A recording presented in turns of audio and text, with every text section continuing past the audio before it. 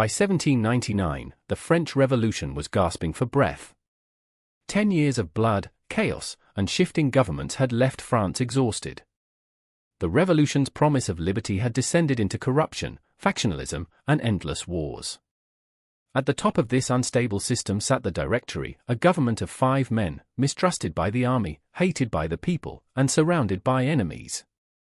France was broke. Inflation had destroyed the value of money. The countryside was restless. The army, France's only functioning institution, was underpaid but loyal to its generals, not to the politicians in Paris. And among those generals, one name stood above the rest: Napoleon Bonaparte. When he returned from Egypt in October 1799, Napoleon was not just a soldier coming home. He was a living legend. Despite the failure of his Egyptian campaign, the French public knew only of his victories: Toulon, Italy, the pyramids. Newspapers portrayed him as a savior, the only man who could restore France's glory. The Directory, meanwhile, was collapsing. 2 of its 5 members were plotting against the others. The political class was paralyzed by fear of both royalist restoration and revolutionary chaos. The moment was perfect for a takeover, and Napoleon knew it. He quietly met with Emmanuel Joseph Sieyès, one of the directors, a cunning politician who believed France needed a strong executive, a single leader to bring order. Sieyès had the plan. Napoleon had the power. The plan was simple, at least on paper. They would claim that the Council of 500, France's legislature, was under threat from a supposed Jacobin plot. The councils would be moved out of Paris to St. Cloud, a quiet suburb, under the protection of Napoleon's troops. Once there, Napoleon would pressure them to dissolve the Directory and establish a new constitution, one with himself at its center. On the morning of November 9, 1799, known in the revolutionary calendar as 18 Brumaire, year 8, Napoleon made his move. He entered the Luxembourg Palace, seat of the Directory, surrounded by his generals, Murat, Lannes, and Berthier, all loyal men from his campaigns. He demanded the resignation of the directors. 3 of them fled. The other 2, Sieyès and Ducos, supported the coup. The next day, 19 Brumaire, Napoleon arrived at St. Cloud to face the legislative councils, and the real danger began. The councils were angry.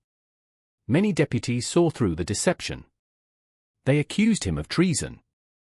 Napoleon, usually calm and commanding on the battlefield, was shaken by the shouting. He tried to speak.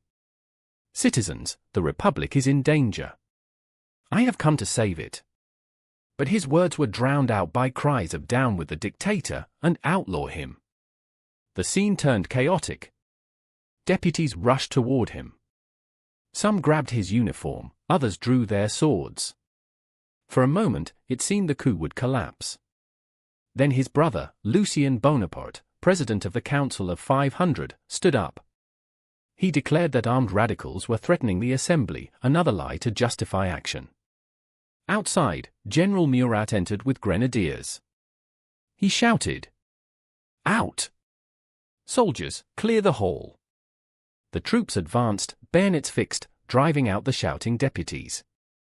Within minutes, the legislature was empty. The Directory was gone.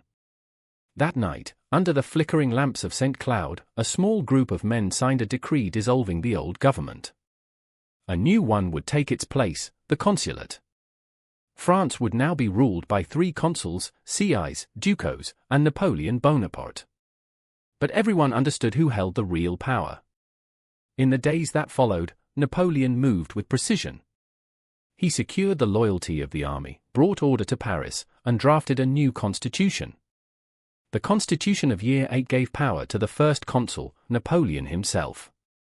The other 2 consuls were figureheads. He could propose laws, appoint ministers, command the army, and control the treasury. In a single stroke, Napoleon had turned the chaotic republic into a centralized dictatorship, and done so legally, without firing a single cannon. Yet to the French people, he appeared as a savior, not a tyrant.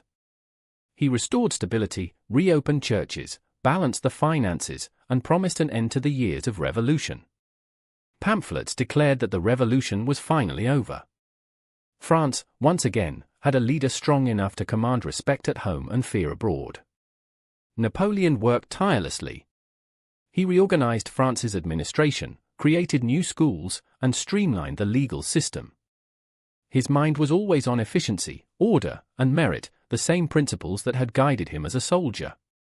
But behind these reforms was ambition. The young general who had risen from obscurity was now head of the most powerful nation in Europe. Outside France, the old monarchies watched with suspicion. Britain, Austria, and Russia prepared for another war. They feared that the general of the revolution had merely changed uniforms, that France's dreams of dominance were far from over. In Paris, however, the people rejoiced. After years of blood and instability, they saw peace and prosperity returning, under a man who seemed chosen by fate. By 1800, Napoleon had reshaped the French state, reformed its institutions, and re-energized its army. He was no longer just the first consul. He was becoming the embodiment of France itself. When asked about the future of the revolution, Napoleon replied, "The revolution is over. I am the revolution." But power, once gained, always hungers for more. The first consul of France was not content with mere authority. He wanted permanence, a dynasty, a crown, and the unquestioned rule of an emperor. The soldier from Corsica, who had risen through the fires of revolution and seized control of a nation, was preparing for his next campaign, not on the battlefield, but in politics, destiny, and history itself. Because the next chapter of Napoleon's story would not be written with ink or speeches. It would be written with armies.